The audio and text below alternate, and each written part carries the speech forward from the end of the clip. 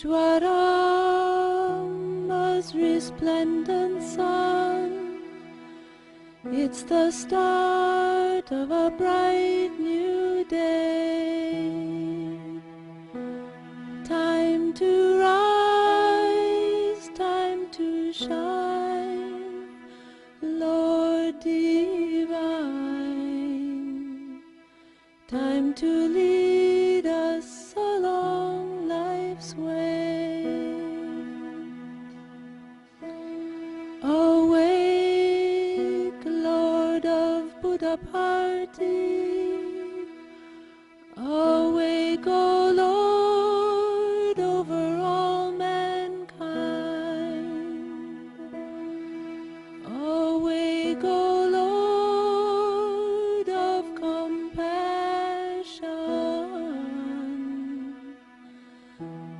that the world good fortune may find.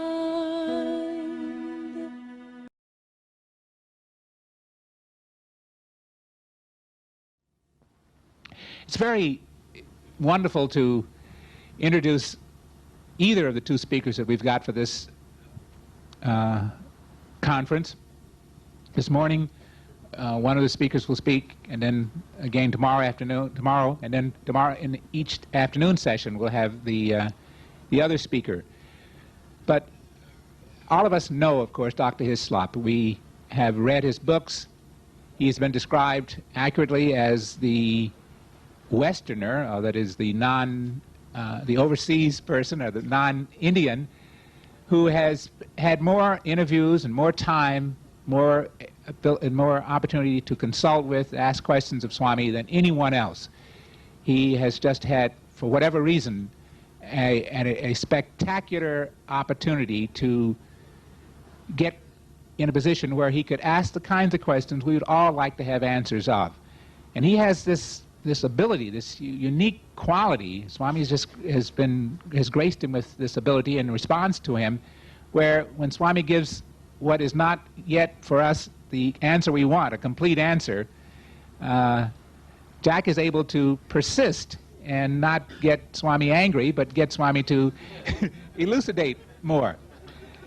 And so we can read Conversations, we can read my Baba and I over and over and over again, because what he does is he goes in and without a tape recorder and without, I guess, without a lot of ego, he's able to listen very carefully.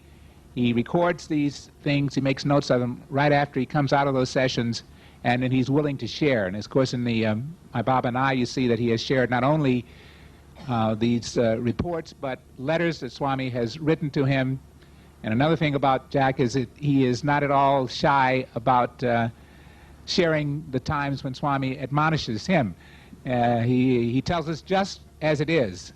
And through the years, people have, on occasions, wondered if this is a particular accurate quote. I can assure you that he is extremely dedicated. He doesn't pull punches. He just tells us and he shares with us, and it's a great opportunity. Swami just can't, in the physical sense that we're in, make these things available to each and every one of us. So he chooses instruments at various times, and he's chosen Jack Hislop to do this. It's our duty to go forward and take advantage of that. And he gets better and better every year, Jack does. He seems to have more energy now than he had 8, 10, 12 years ago. He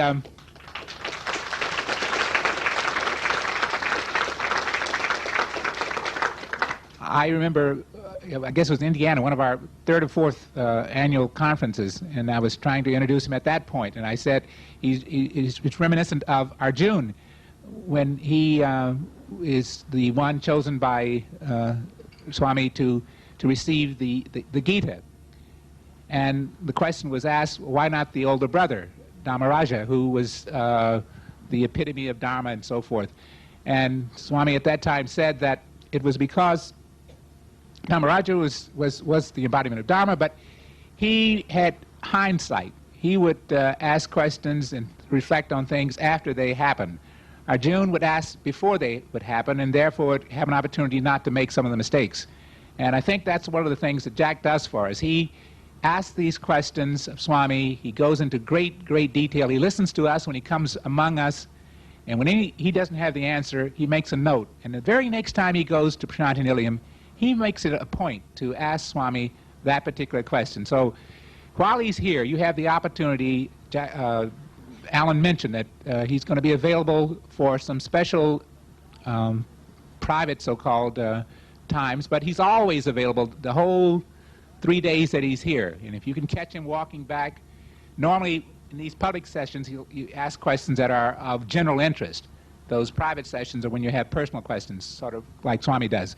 But he's available, and he doesn't mind your asking questions on top of questions. As a matter of fact, he's a little bit upset if you don't take advantage of the time that he's here. So you go ahead and ask him as many questions as you want to. And I'm going to now step aside and give you the opportunity of hearing a presentation from our beloved Dr. John Hislop.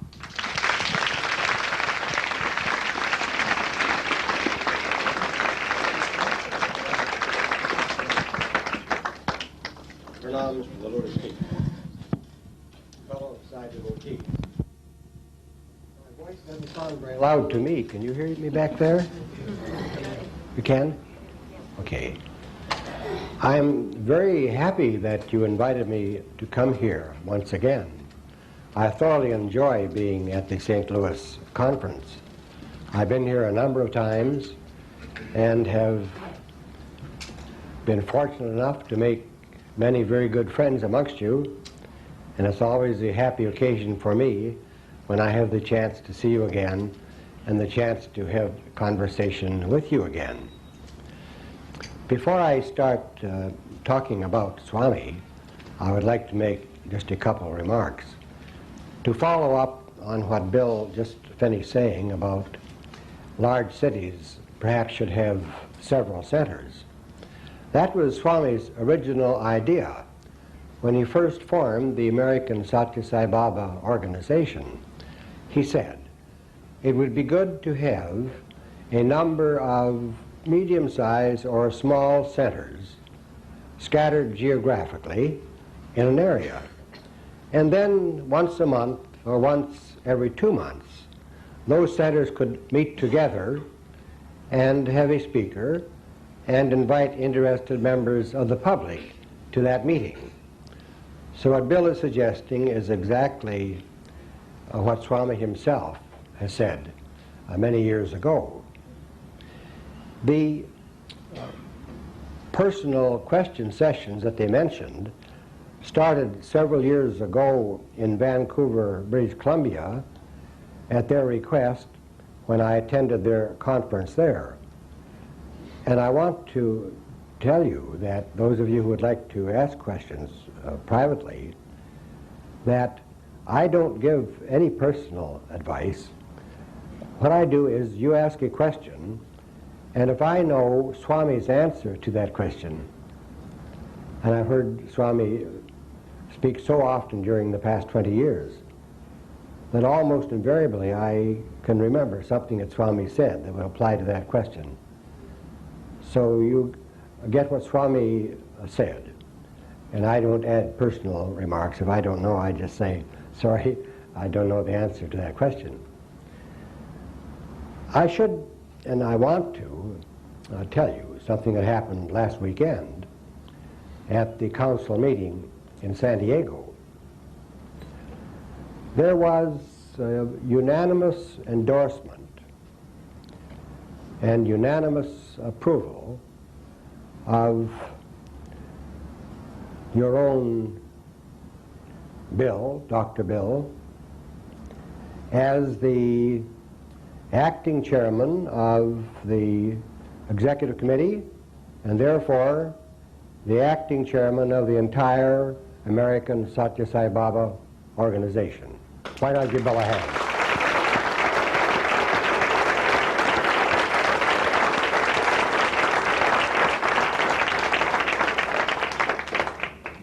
I can tell from your response that you also endorse that appointment. Have you noticed the beautiful work they've done in front of the altar, that lovely arrangement of the flowers and the designs and the altar itself.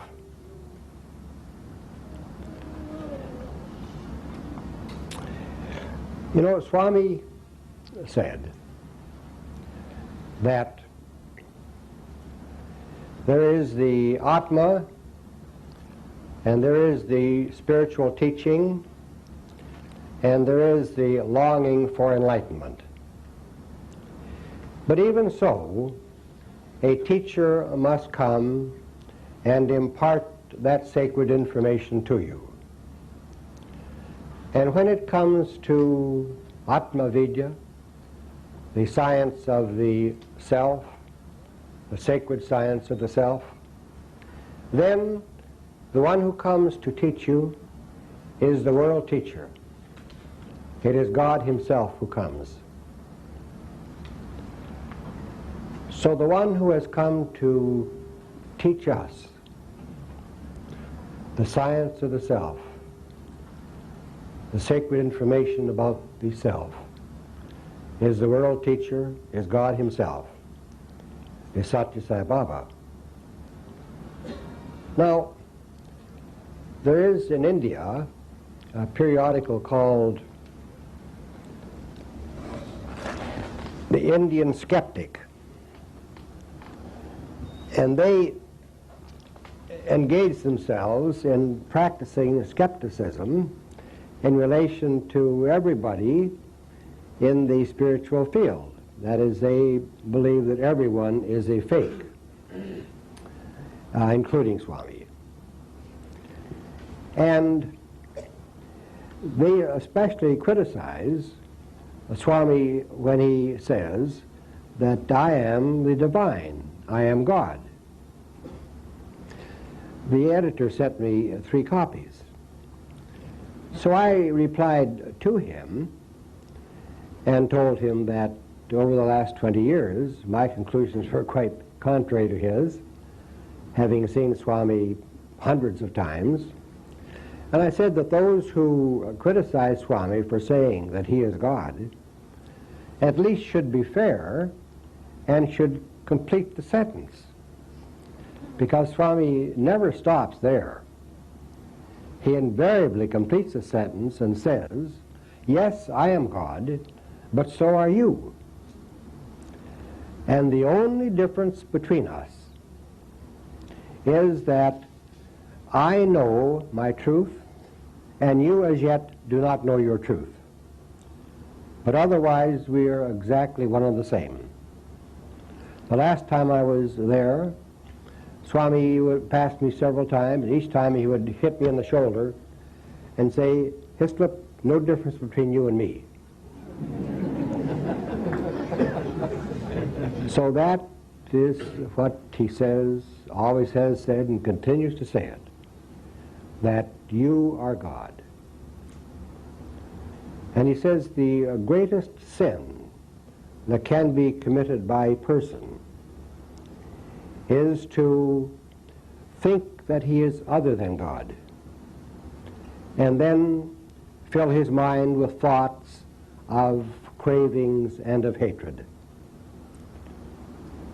The man fills his mind with cravings, desires, hatreds, and dislikes, and from that all the troubles that assail the world arise. Now, as Bill said, it is true that I have had many, many conferences with Swami. In the old days, the beginning days, there was hardly anybody on the campus there at Prasanthi Nilayam. The first time I came, my wife and I, in January of 1968, there were only 6 or 8 foreign people in the entire campus. There were no new buildings, just the Mandir, before the present additions to the Mandir, and 2 or 3 old ramshackle buildings in which a few people lived. And Swami, when we came, put the men in one room, old, dusty, dirty room, and the ladies in another, and then he would come every morning and spend an hour and a half or 2 hours talking to us, and come back in the afternoon and spend an hour and a half or 2 hours talking to us, day after day, for all the 10 days that we were there. Ask him any question that we wanted to, and he would answer. And he would send food to us, and a peculiar thing we noticed was that the food came in these Indian canisters, various segments for different kinds of food. And when we started, there were perhaps 8 foreigners and perhaps 6 or 7 Indians in the group. And gradually, their schedules took them away, and they left. And when it was down to about 4 of us, we noticed the peculiar thing, and that was that the level of food in the canisters stayed precisely the same, no matter how many people had been taking food from the canister. When there were the 12 or 14 people, the canister went down the food level a certain amount. When there were only 4 or 5 of us, exactly the same amount. So the food just multiplied naturally. And of course, in those early days also, Swami himself would walk through the crowd and individually give every person sweets and sometimes amrit out of a container. And although there might be 2,000 or 3,000 people there, yet the little container that Swami carried never was empty, always was full. And so I've had all those talks with Swami. In the early days, when we were first there, the first couple of years, we were staying in a room which faced Swami's room above the mandir. And he didn't have anyone to talk to. So he would come to the window and wave me like that. Come up, Hislop. Come up and talk. So I would come up into the room and we would have a long chat. One time I asked him, I said, Swami, you have the job, I don't say you, I never address him in the second person, always the third person. I said, Swami, Swami has to look after the entire universe. The stars, the distant galaxies. He has to look after all the people in the world, the people who worship God that don't even know about Swami, he takes care of them too. The colleges, the schools, devotees in all parts of the world. With that tremendous burden of work, how does Swami have time to sit here and talk to the likes of me? And he said, well, Hislop was not like that at all. He said, it's like when you start a car and you turn the key in the car and the engine starts and then the engine just runs. No attention is needed to it. So he said the universe is like that. Swami turns the key, the universe, all parts of the universe work, and no attention is needed, so I have plenty of time, Hislop, to sit here and talk, and talk to you. So then also, for many years, I would say 5 or 6 years at least, wherever Swami went, he would take me with him in the car, no matter where he was going, whether out to lunch or to some other city or whatnot. And I would sit in the front seat and in the back seat with the driver. In the back seat would be Swami sitting in the middle, and then there would be a couple of persons close to Swami. Roger Reddy used to be one on one side. And Vittal Rao, I don't know how many of you knew Vittal Rao before he died. Very nice man, Vittal Rao. Swami liked him very much. He was a very witty man and could always make Swami laugh, but knew exactly where to stop. You know? Never stepped 1 inch over the proper boundary. So Swami always had Vittal Rao with him whenever he went in the car. And then Vittarao died, and the people in the back car started to change. Dr. Bhagavan would be there, Jogurao would be there, and so on. And so in these car trips, also, I would be turning back all the time, straining my neck, looking back, because the back seat was where the action was. And Swami would sometimes be talking to the two fellows there in Telugu. Sometimes he would sing bhajans, and sometimes he would answer questions. And I had the terrible reputation of always asking questions. So I would ask questions, and Swami would answer the questions. And then as soon as the car trip finished, I would go to a quiet place and write down everything that was said. If we had a half an hour, an hour's conversation, it might take me 4 hours to reconstruct the conversation. But then I would take that conversation to the other people who were in the car or in the group interviewing Swami, wherever Swami and I happened to be, and would ask them to read and point out any omissions or any errors of commission in what was written. So even though it came from my memory, all the talks and the conversations were verified by other people. So they aren't wild reaches of imagination. Sometimes people have come to me and said, well, why didn't you tape them, Hislop? It would be much more believable if we could listen to a tape. Well, that's true. It's a very good idea, and I tried that. I carried a tape when I first came there, and Swami let me use it a couple times. And so one time I said to him, this was when the old cottage was there at Vrindavan, before this new lotus-like building which is now there, which is a new home. And that cottage had a big veranda. And so I said, Swami, what Swami says should be recorded for posterity. All these wonderful things are said and nobody puts them down or does anything about them. So I said, that's right, it should. So I said, all right, Swami, when shall I come tomorrow morning? Well, you come at 10 o'clock. Right. So I would come at 10 o'clock, have the tape recorder there, and then I would ask a question and put the machine on. And Swami would say, I don't think that one should be recorded. So off went the machine.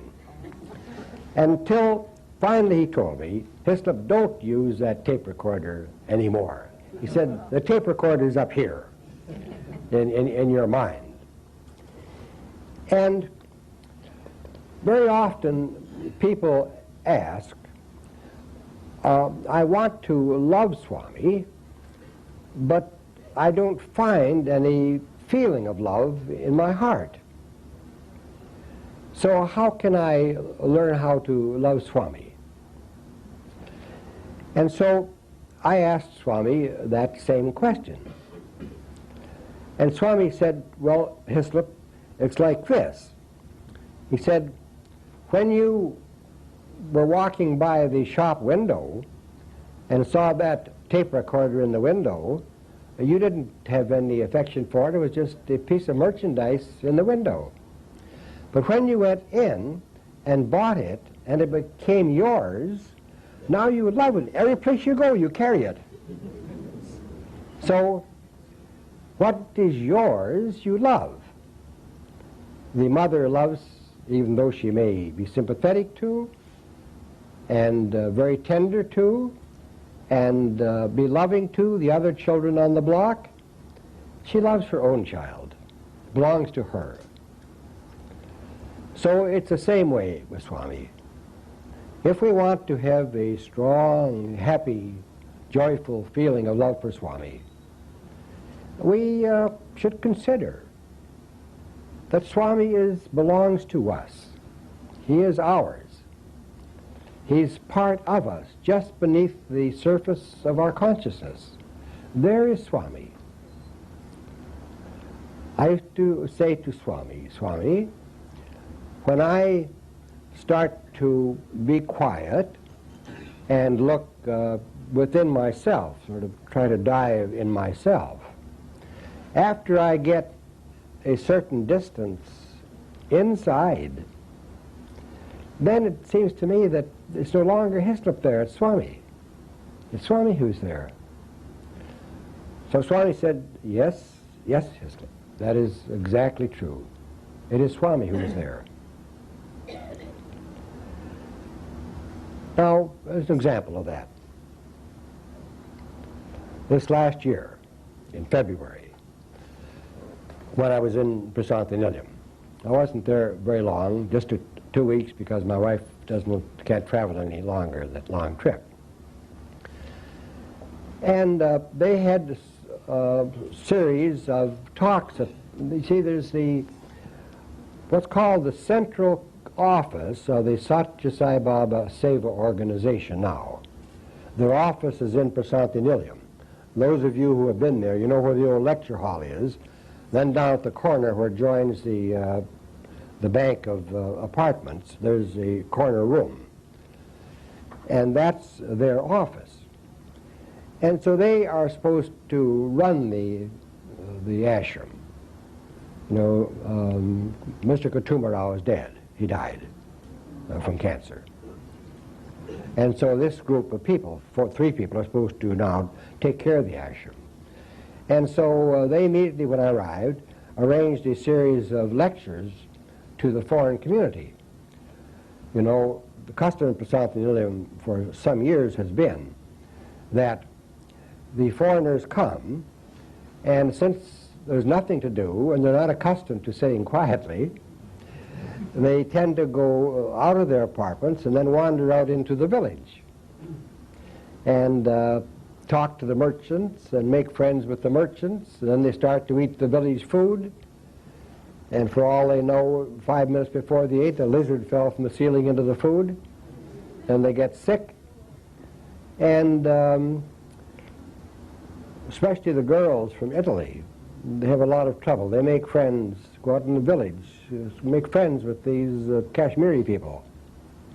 And then trouble follows, a lot of trouble follows.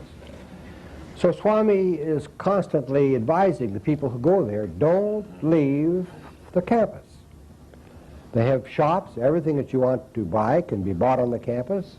The food is there, it's clean, even though it may not be much competition to the highest priced restaurant in your own town. Nevertheless, the food is good and it's clean.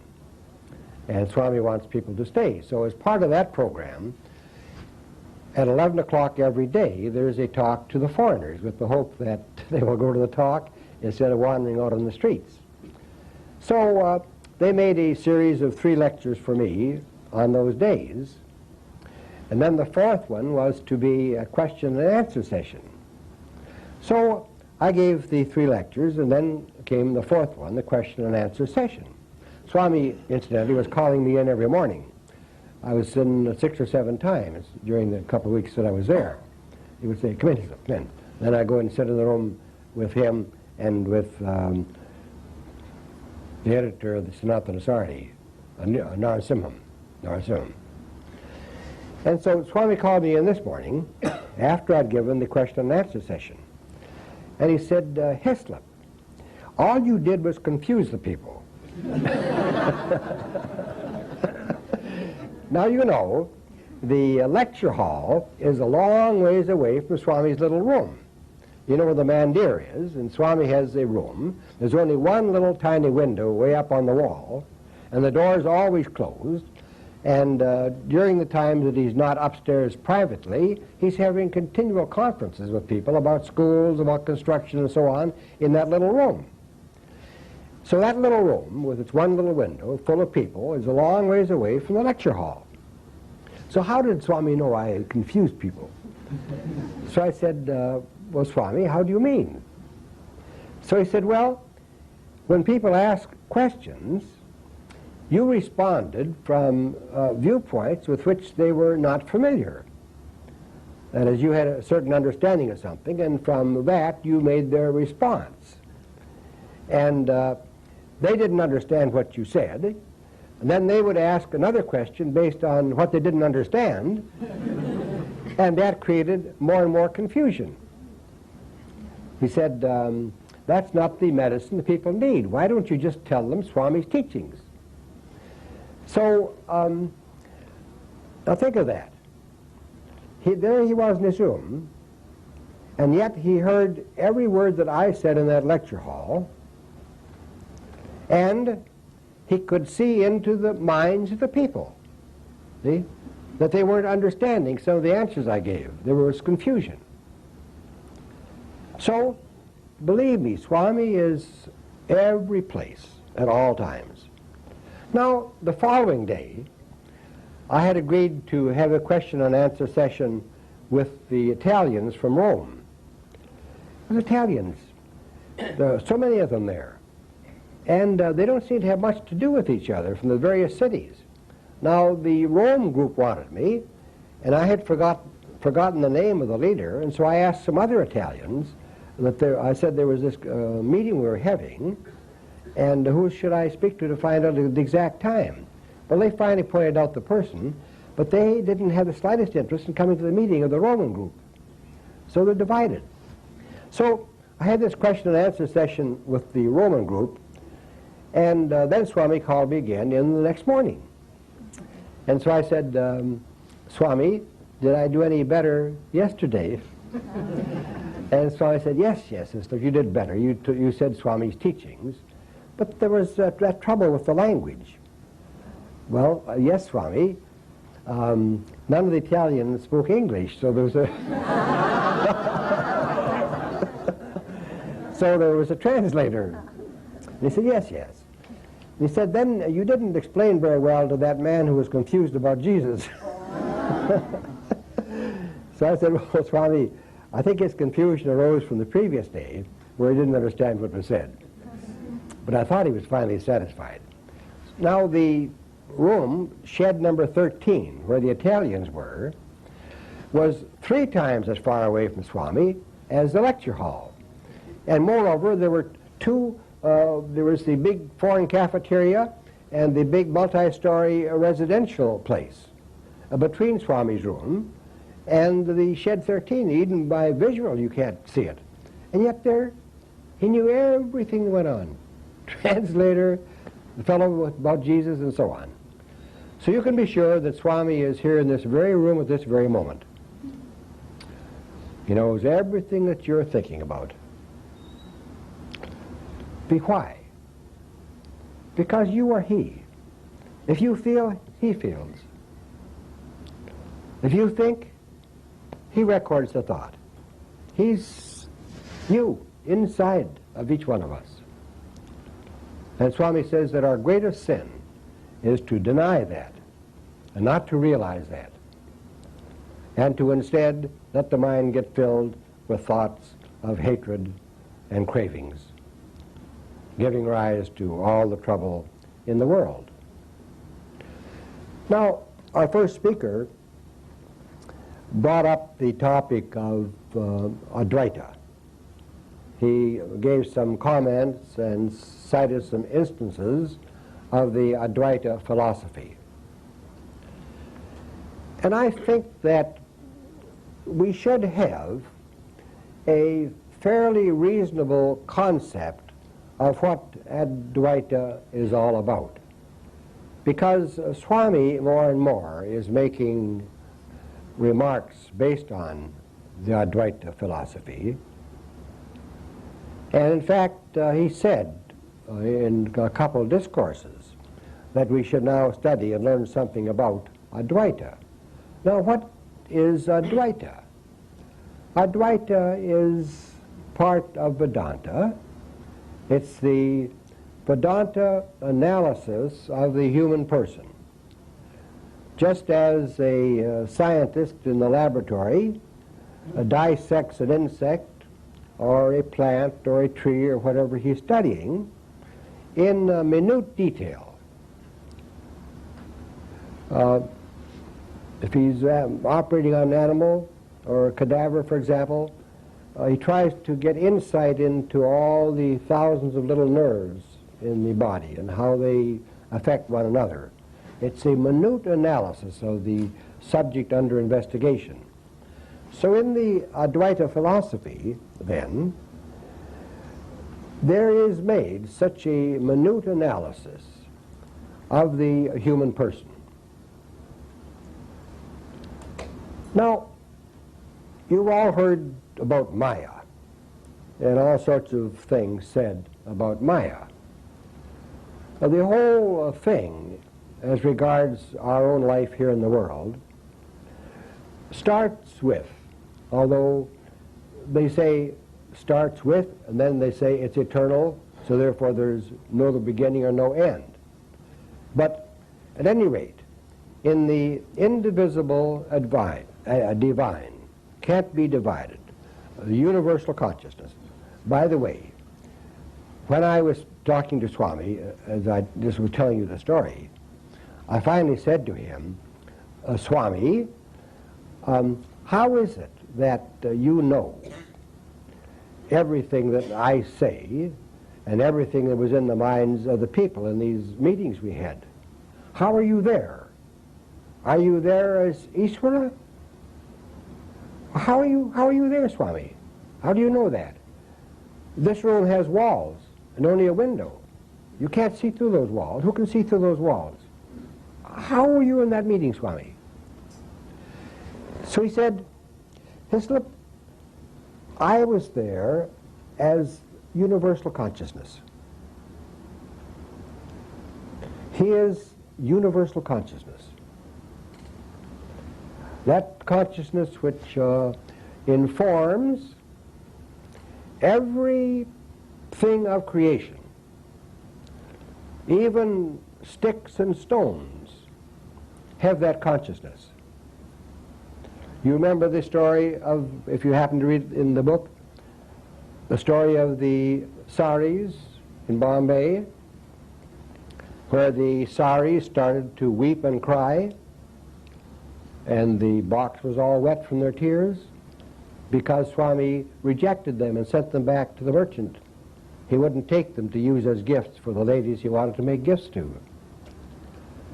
So even the granite, the stone, has consciousness, although it can't speak. In fact, Swami says that this process of evolution, which has the present result of all we human beings sitting together in this room, starts with the granite. And then, for that consciousness is locked up in the granite. Then that consciousness makes a quantum leap, not an incremental advance, but a quantum leap from the granite to the vegetable, the vegetation. After all, the stone crumbles and makes soil and minerals, and the vegetation uses that for its growth. So the consciousness makes a quantum leap and becomes the consciousness of the vegetable. Then the vegetation is eaten by animals. They survive on the vegetation. And consciousness then makes another quantum leap from the vegetable to the animal. And then we humans eat animals. Animals become part of our flesh and blood, part of the mind even. In fact, Swami says that this tremendous expansion of population in the world, which is giving headaches and heartaches to so many countries trying to figure out how to deal with it, comes largely because of the worldwide custom of eating animals. All over the world, we eat animals, and these animals then come into the human birth, more and more and more and more human beings.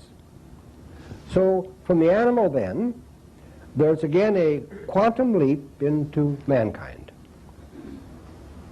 And in mankind, then awareness, very acute awareness arises.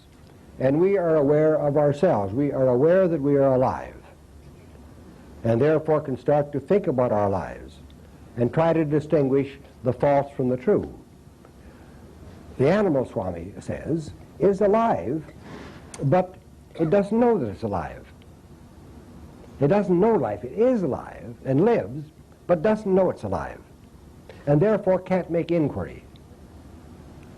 whereas we know we are alive and then can start the process of inquiry. Then the next step in evolution is from human to superhuman, and from superhuman to the spiritual, and from the spiritual to the divine. So I asked Swami, well, Swami, stone, vegetation, animal, and man, we can all see, we all know. But how about this next step? The superhuman, who's superhuman? We don't see superhumans. Are those people, Swami, up in the Himalayas mountains, who can walk on water and walk through a mountain and levitate themselves and fly away to other planetary systems and so on? So I says, no. Those are just people trying to get liberated. They're not superhumans. They're just human beings trying to get liberated. Well then, Swami, who's superhuman? He said, superhuman people are like, then he named several of the ancient saints, Vashishta, and so on. And he said, those people have completely finished with human life. They don't have any desires or any cravings or any fears, don't have any of those aspects of human life which causes us to engage in actions which then creates our human world. They are quite separate from all those aspects of craving, fear, hatred, and so on. So they've totally finished with human concerns.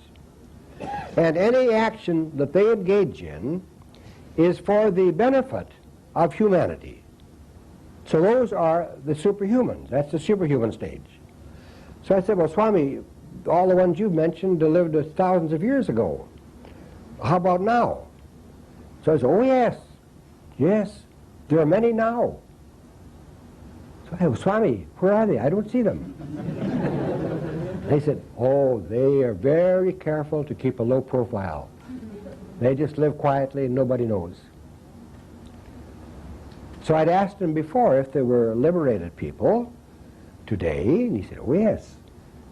And again, where are they, Swami? Well, mostly they're in the foothills of the Himalayas, and if you happen to come upon one, he'll just turn and walk away and won't even talk to you. And I said, well, how about the West, Swami? Any in the West? Oh yes. There are liberated people in the West. And again, he said, they keep a very, very low profile, and you don't know that they are there. So maybe amongst us here, we have some superhumans and some liberated people. Possible? We wouldn't know, only they know. So, then how does all this business of evolution, coming up to the human and beyond the human, this is all part of Advaita.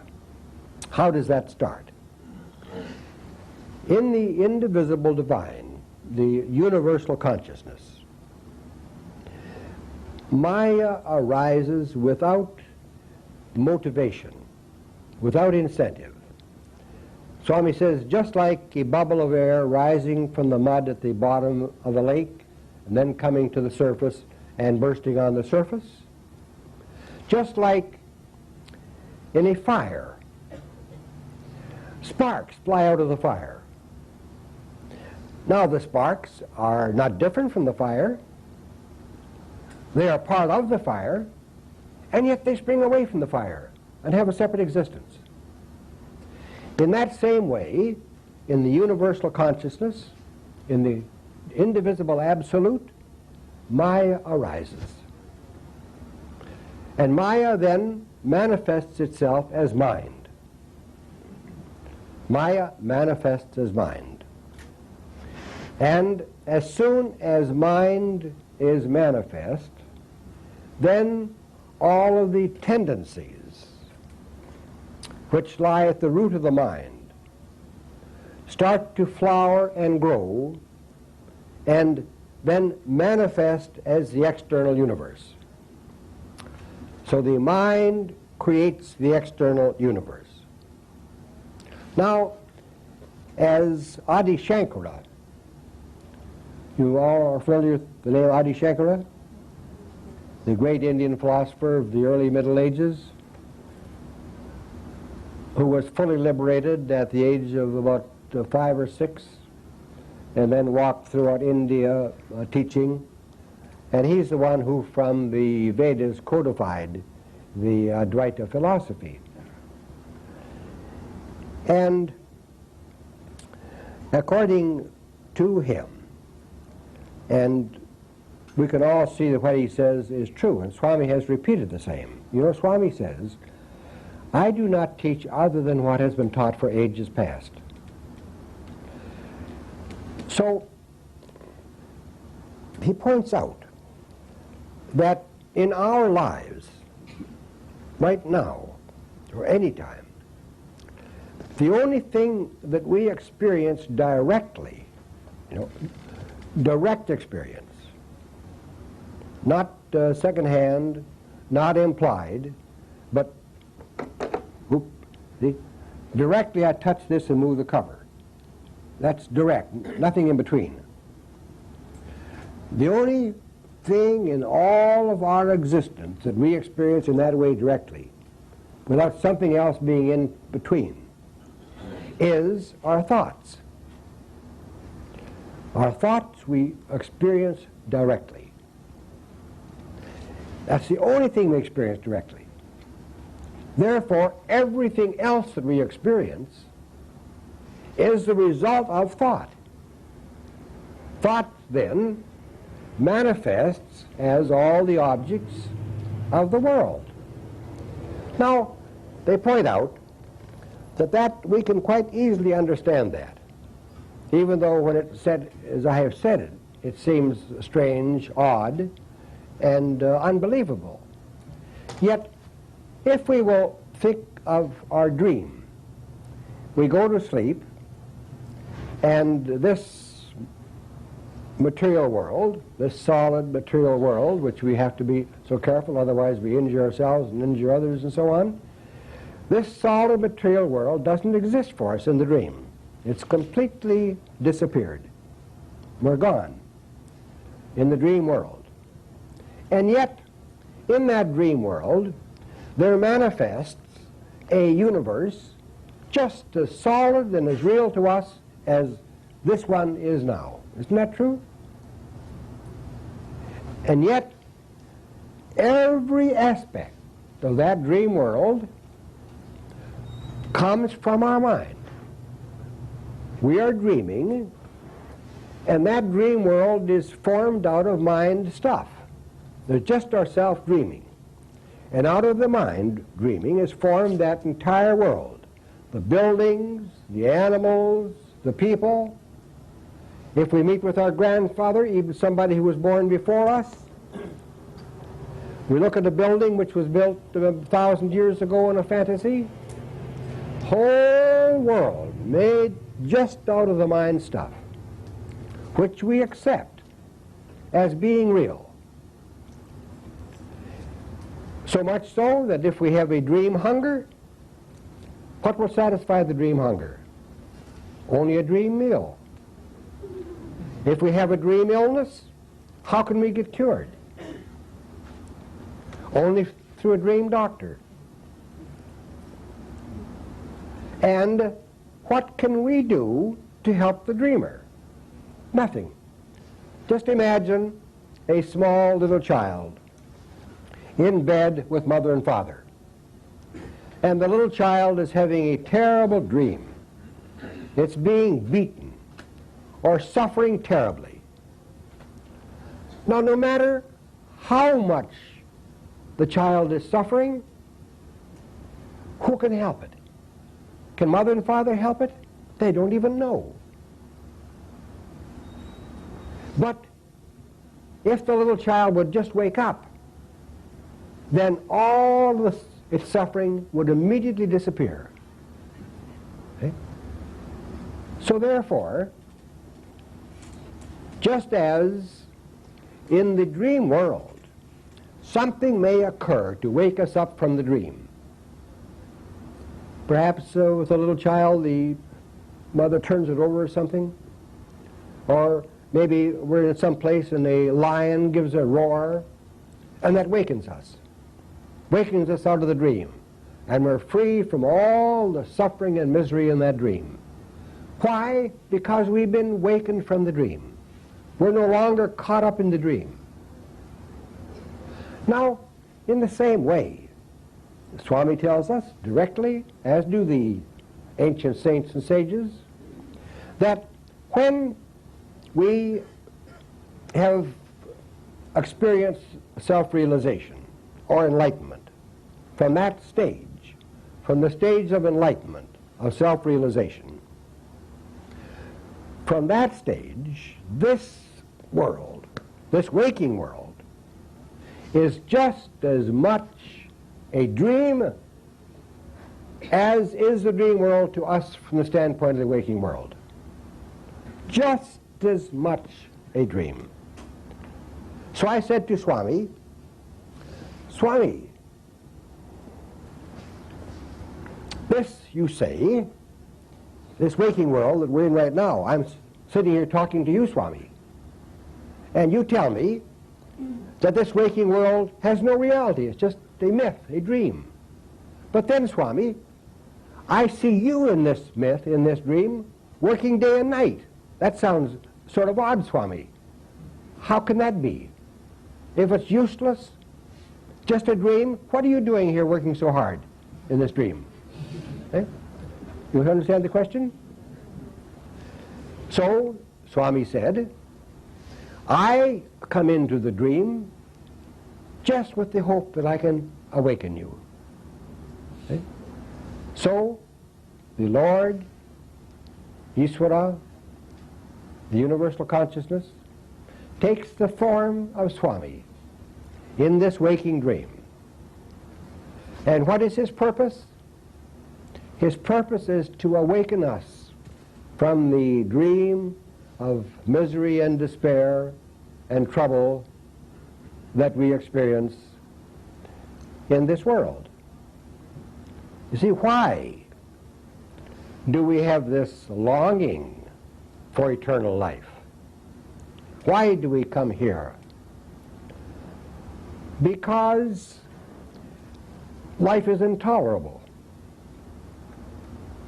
And because it is not our natural state. Were it our natural state, then we wouldn't have the desire to change, to be something else. So we become interested in spiritual life because to us we have reached the point where life is intolerable. Otherwise, why do you drive 16, 18, 20 hours to come to this meeting? If you were so happy and satisfied, why wouldn't you stay home and look at the TV and go to a baseball game or something? Or just go out and have a good meal? Why? Because it's intolerable to you. That's why. You know that you're suffering, and you want to wake up. And here comes Swami, the Lord of creation, the Lord of all, here only to wake us up. Now, we should understand from the Advaita. Am I boring you with Advaita? You sure? Okay, because we can go to something else. All right. See, how is it that if we are now liberated, and we are, Swami and all the great sages say that you can't, liberation for us is not something that is new, that can be achieved. Because liberation is the eternal state. And being eternal, it must already be here. You follow me? Since universal life, universal consciousness is eternal, never beginning, never ending, then it must already be here. Liberation must already be here, at this very moment. Doesn't have to be achieved. Swami specifically tells us that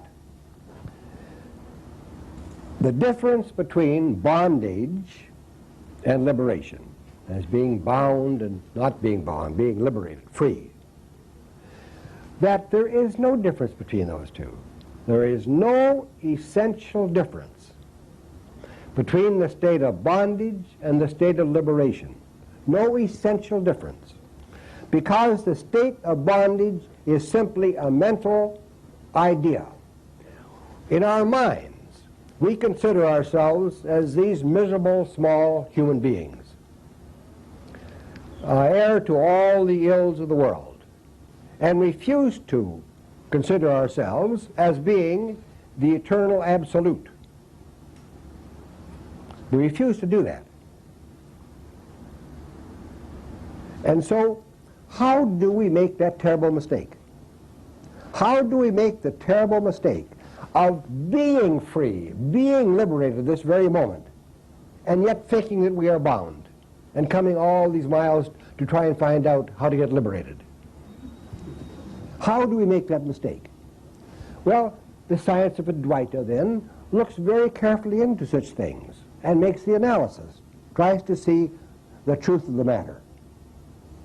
Now, we make the mistake because we take appearance for reality. We take that which is not true as being real. Now, for example, it doesn't happen so much here in America because the snakes come out only at a certain season. But in India, a person walking at dusk, this is one of the favorite illustrations used by the sages, so we use the same one. At dusk, a person is walking on a path, and he sees before him a coiled snake, and hesitates and reacts, and maybe engages in some action like running away or who knows what action he may engage in. And then it's found that that is just a coiled rope, not a snake at all. So what is the situation there? The situation there is that there was ignorance of the rope. See? We were ignorant.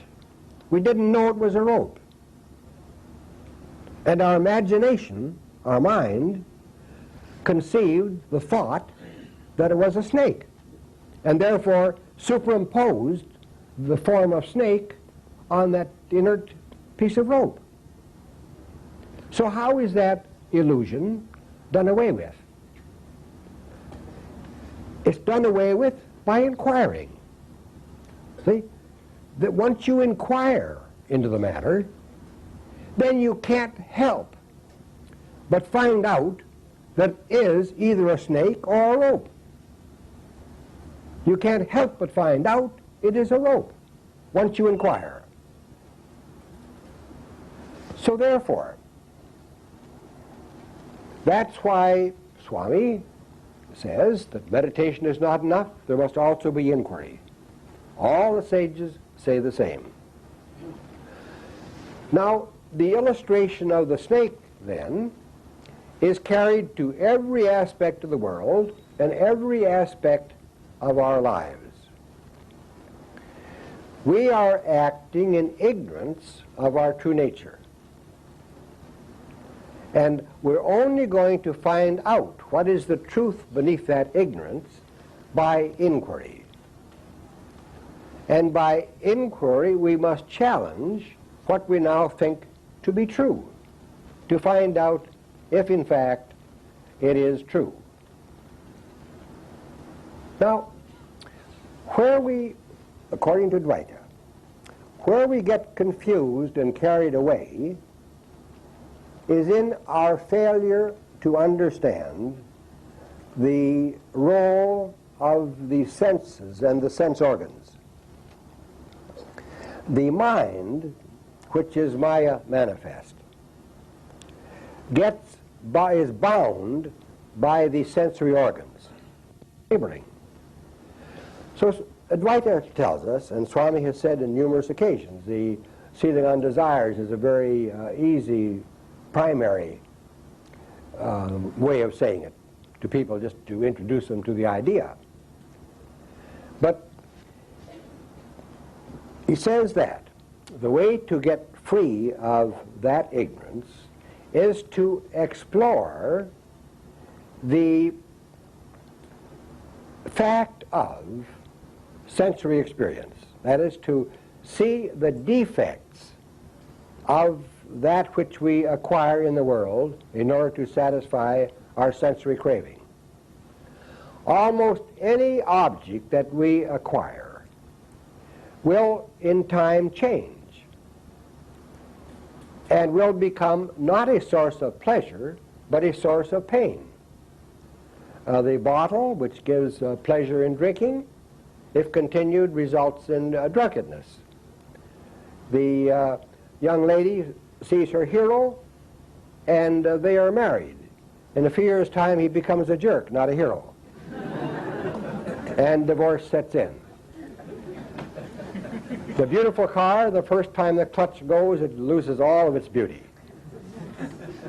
So if we will examine the objects of the world and see that the pleasure that they provide us really is very temporary and in fact will lead to various unhappinesses and sufferings in our lives, then as we see that, we can become detached from that process.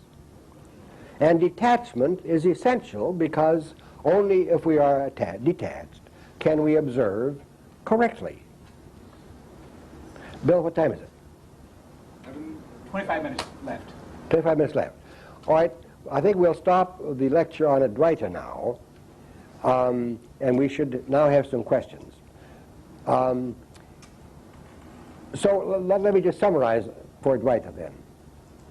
In terms of the practical application of Advaita, you have to ask yourself, is my conviction that I am a separate individual person living in this world under adverse circumstances, is that true? You have to challenge that concept. Swami, and remember what Swami says, that that is not true, that you are in fact God, that you are all beauty, all glory, all magnificence.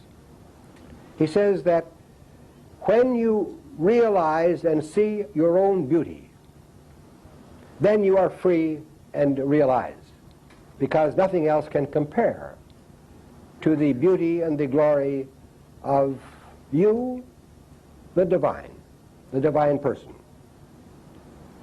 And the way to achieve that divinity is to just deny, flatly deny, the validity of other ideas, which have been propagated and put in your mind by other people, starting when you were born by your parents, by the newspapers, by the magazines, by schooling.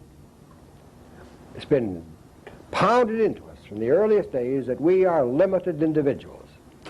Swami says absolutely not true. We are the unlimited universal consciousness.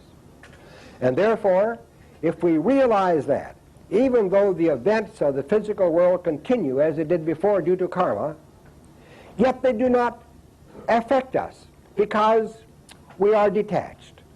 We take the position of the witness, the divine witness, seeing all the play of the world before us. Swami said that we should think of ourselves and see ourselves as actors in a play, playing a part, but on our way home to God. That is how we should see ourselves. And that will occur only if we take such statements seriously and start to examine to see whether or not all the things we spend our life desiring and acquiring, if they really give the satisfaction that we think they do at first. They don't. Therefore become detached. Start to make inquiry. Take the position that you are God. You are divine. You are magnificent. You are the glory of the whole universe. Swami says that the person of himself, the person of Swami, is just an infinitesimal part of the glory of God. and that we are that full glory. So deny that we can be described as persons. Deny that our life is circumscribed by the things that happen to us. Deny that the thoughts that we think are genuine. The only thing genuine in the whole process is this I, this feeling of I, which continues unchanged in the waking state, in the dream state, and in the deep sleep state. That's which continues, that I which continues. That is what we should look at. They tell us to say, I am Brahma, Tat Tvamasi, that am I. But the I is there. So why should we say, I am that, I am Brahma, when I is already Brahma? So look to that in one's life, which is permanent, which is always there, daytime, sleeping time, or whatever, and give attention to that I. Follow that I to its source, where it arises, and this whole myth explodes. And then we can, according to Swami, we can then use all the objects of the world to their best advantage. We don't have to give up the objects, the cars, the houses, and so forth and so on. What we have to give up, if we wish to realize what we really are, what we have to give up is our attachment to those. Our attachment to them, not the things themselves. Detachment really means giving the best use to every object in the world, making the best use of every object in the world. Not to give it up and go away from it, but to free ourselves from the attachment to it and then use it, enjoy it, make proper use of it. It won't harm us at all. So that is an overall view of Advaita. And now we should have questions. Questions are much more important than anything that I can say, because what I say often goes in one ear and out the other, and I don't explain well enough or lengthily enough. But you have questions. Those are the important things. How do you know when you're doing it right? How do you know? The question is, how do you know when you're doing it right? You know when you consult your conscience. Swami says that the conscience is God in every person. Now, normally, we don't consult our conscience. We consult what other people say is right. What society says is right, or our parents say is right, or our wife or husband says is right. We don't turn inward and consult our conscience. If we put all of the things aside and ask our conscience, it will tell us if we're right or wrong. Next question? I don't know if you answered it here, but since inquiry is a process coming out of the activity of the mind, isn't inquiry itself an illusion? Yes, of course it is. You see, just as the illusion of sickness in a dream has to be cured by a dream doctor, likewise, the illusion of being bound in this waking dream world has to be cured by the illusion of the Master's teaching. Next one? Yes, sir? What is the best way to understand when we're inquiring on something and it's actually coming from the conscience as opposed to mental chatter? The question is, how can we distinguish between the conscience and what the mind tells us? Practice. See, so far we don't consult our conscience. What we should do is to sit quietly. Now, Swami gives an example. He says that if you have a question that you don't really know the answer to, and you've read Swami and still don't know the answer, then you can ask him directly in this way. Sit quietly for about 20 minutes and think only of Swami as being in the heart, as being your reality. Think of him. See his form. See his face. Remember his sayings. Every time the mind starts to wander away, bring it back immediately to thinking about Swami in one way or another. Then after 20 minutes of that, concentrate fully on Swami, ask the question. And within a short time, your mind will be clear and you will know what the answer to the question is. Or better, how about from the lady's side? All right. You said we have to follow the eye to the source. And when we do this, for some distance, we're aware still of the duality between the eye and looking to the source. After a certain time, this becomes a very heavy burden, and but we realize that we still can't make it all the way, or we have not made it all the way. How do you rid yourself of this burden? It seems to me that there's some other kind of quantum leap that you were speaking of. Yes, the lady. I'll repeat the question. Yeah, the lady says that trying to find the source of the I becomes a task, a burden. You see, it isn't that you try to find in words or in concepts the source of the I. It's just that you give your attention to your feeling of beingness. Now, you see, nobody has to tell you that you're alive. You don't even have to look in the mirror to know that you're alive or that you exist. Okay? You know you exist. Okay? So to trace down the I simply means to stay with that feeling, that primeval feeling of beingness. Deep, just follow it deep into yourself. You will find, if you do that you come to an area of quietness where you as the questioner don't even exist. Just a vast, endless area of quietness and peace. See, it's just like if you want to know that you are God, then you must concentrate on that idea, and you will transform yourself into God because you are already God. In following the I to find its source, you are that source. You are simply giving room for that which you are to come forth and make itself known. Try that. Next question?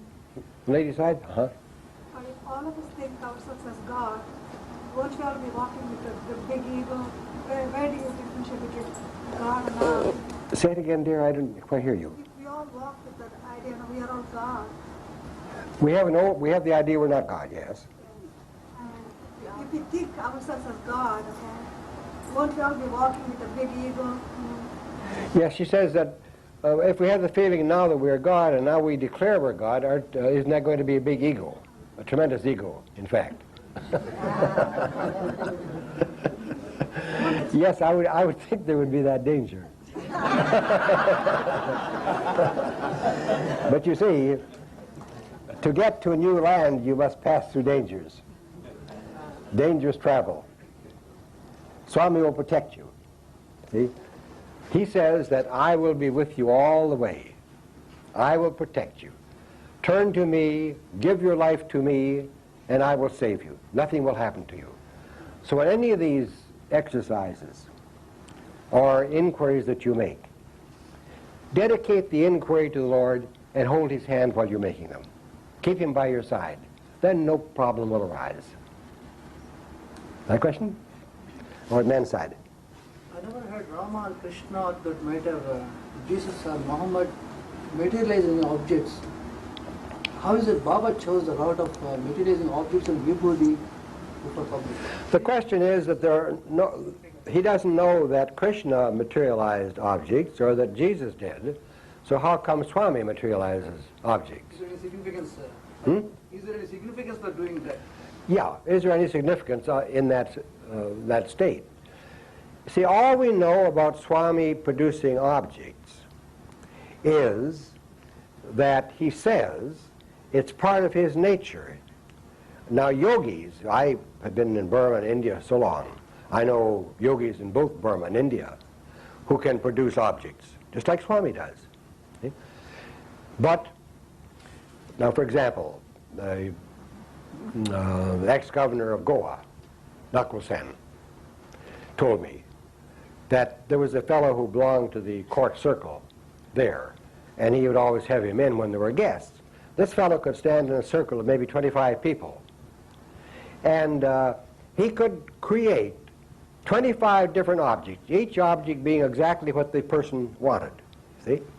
But, said Nakul Sen, he could do that only after praying to the goddess Durga. See? Only after praying to Durga. Now, other yogis engage in yogic exercises to develop those psychic powers. But Swami says that with him it's natural. There's no necessity to practice, no necessity to think. He says that he walks along and the idea occurs to him that he would like to give this lady a japmala. As soon as the idea occurs, there's the japmala. And he does it. He attaches no importance to it. He says that is no sign of divinity, which it isn't. It's duplicated in many parts of the world. No sign of divinity. It's just to please the devotee and make the devotee happy. So the devotee will perhaps listen to Swami and do what Swami really wants the devotee to do. Next question? Where do the human values fit into the context that the only thing that's genuine is the sense of I-ness that's there? Yes, the question is, where does human values fit in to the sense of I-ness? You see, Swami says that in regards to our Sai organization, there are two things to keep in mind. One is not to get involved in money, don't get involved with government, don't get involved with power. That's one thing. The second thing is to do only that which is within your capacity to do. You have a limited capacity as a human person. Only do that which is within your capacity to do. And he said, rely on yourself. The Atma doesn't need any help. All right.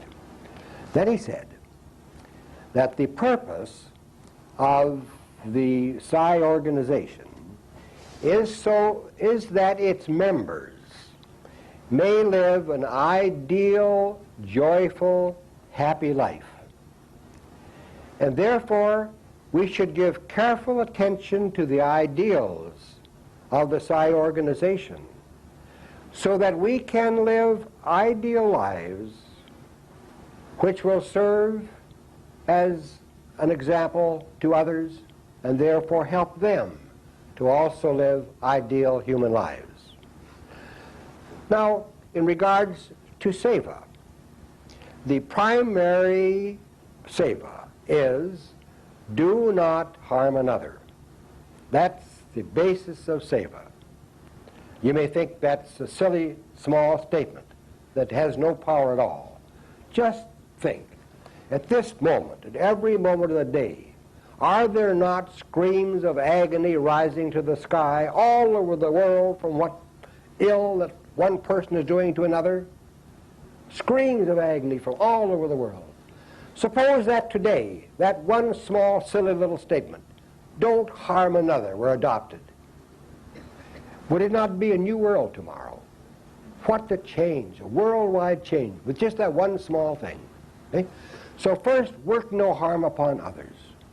Then, if you can conceive of the fact that Swami is not only in your heart, he is the reality of every person that you see, then if you see someone in distress and it's within your capacity to help, why not help? How can you not help? You're serving Swami. Swami says, I don't need your help with the world. God made the world. He's perfectly competent to look after the world. He says that when you do seva, do it to God within that person. Every person, the only reality of that person is God. Therefore, do seva to God. You can't get up in his room at the mandir and massage his feet and prepare his meals. You can't serve God that way. But you can serve God in another person. Now I think it's time for lunch, so let me bring the... You got about 5 more minutes. You got about 5 more minutes. I was just going to make sure that you defined seva so that people realize, some people don't know, that's a Sanskrit term for service, community service. He's gotten into the habit of saying seva, but it's service that he's talking about. Go ahead, Bob. When Swami saved your life in the car, he said that Hislop, it took me longer to come to you because you weren't calling for me. Now, how is that in terms of this illusion and free will and knowing the future and this kind of thing? You see, what he said was that you were so shocked. I don't know if you know the story of the car or not. Well, very briefly. We were coming back from Vrindavan to the hotel in the city, and there were 6 people in the car. Myself and my wife, New Yorker and his wife and the daughter. They had come from New York to rescue their daughter from the hippie community in India and took her back home. And they forgot, so they asked could they ride in our taxi back to town. We said sure. So 6 of us in the car. Now the taxi driver is in a hurry always. And so he came up behind a bus and peeked, they passed on the right-hand side, peeked around, saw a light, but figured it was a stationary light.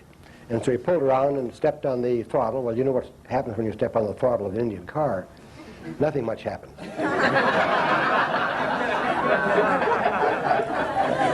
You all had experience, I see.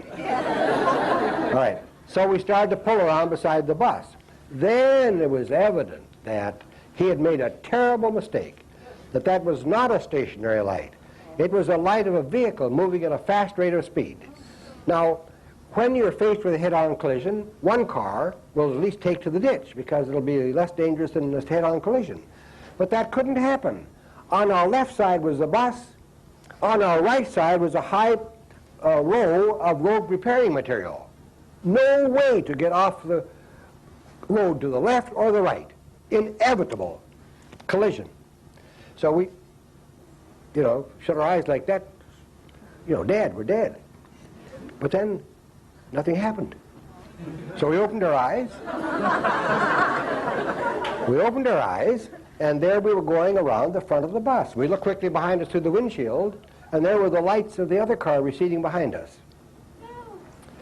So when we saw Swami the next morning, I threw myself at his feet and said, Lord, you saved our life last night. He said, yes, that was very funny, wasn't it?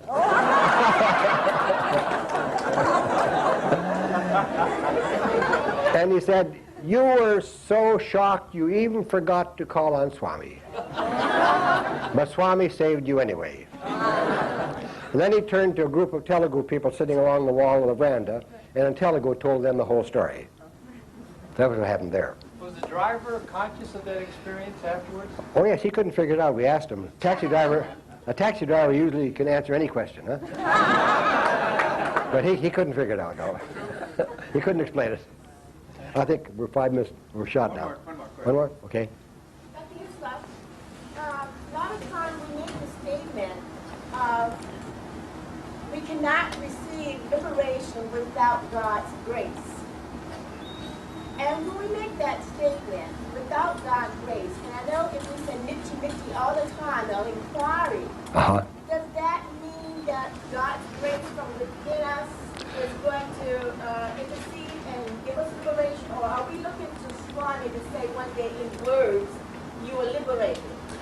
Yes, the statement is that Swami has said that now you are entangled in all this mess you created for yourself. Like Hardy and his old pal, what a mess. And he says, but Swami will save you. Only Swami's grace will save you. Now what he means there is the same thing he said, that there is the Atma, there is the spiritual teaching, there is the longing for enlightenment. But yet a teacher must come to convey that sacred information to you, that sacred teaching to you. That's the sense of grace. That is, Otherwise, it wouldn't occur to us. The perfect illustration, I think, is a child at the seashore when the waves break and there are bubbles, and these bubbles reflect the sun and are beautiful, varied colored bubbles. The child runs down and picks up a handful of bubbles and comes to father and says, "Daddy, I want to take this home with me." And the father says, "Yes, son, I know, but I have to tell you, that's just water, and in a moment it'll be gone." Now, that would never have occurred to the child, you see, by himself. The guru had to come and convey the teaching to him. So in that case, the father was the guru. In the same way, Swami's grace is bringing us this teaching that we read every day in his discourses. In that way, his grace. Otherwise, it wouldn't occur to us. We would be like the people in the middle of, the Mideast. What thoughts do they have of liberation? All they can worry about is how to dodge the next bomb. You see? Okay, I think now we'll. Okay, Sai Baba, thank you very much.